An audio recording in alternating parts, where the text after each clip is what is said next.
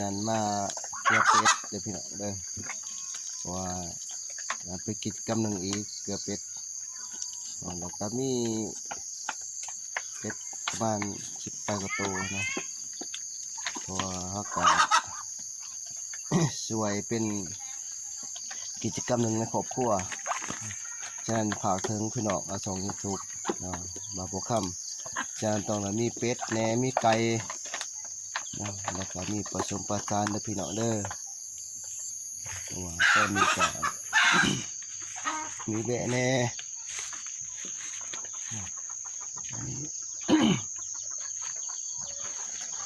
อันนี้เลี้ยงแบะเนาะแบะเสริมเด้อพี่น้องเด้อพี่น้องเขาผู้ใดอยากเลี้ยงแบะเนาะแต่ก็สนใจกับบ่าวบัวคำมีเบ้แบงให้ไปเอาไปเลี้ยงเนาะกับปลาประมาณ18 ตัวเนาะนี่ก็เป็นแม่สาวใหญ่พี่น้องถ้าพี่น้องเขาสนใจอยากได้แบะไปเลี้ยง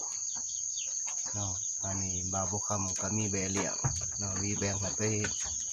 เลี้ยงได้พี่น้องเพราะว่าช่วงนี้ก็เขาก็มีกิจกรรมแน่มีแบะแน่มีเป็ดผสมประสานพี่น้องหลายคนก็คือสิสนใจเนาะว่าอยากเลี้ยงแบะนี่อันนี้เป็นแม่พันธุ์ตัวใหญ่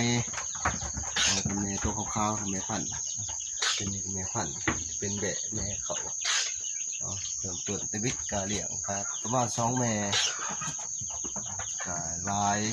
ก็เลยมีแบ่งขายเนี่ยเวลาขาดเคินฉะนั้นพี่น้องเฮาอย่าลืมนะพี่น้องเด้อ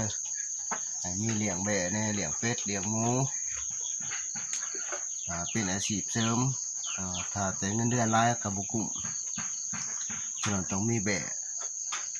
มีเป็ดมีไก่มีหมูแล้วก็มี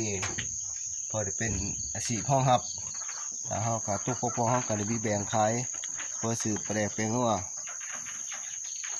พี่น้องอันนี้เป็นชวนมัน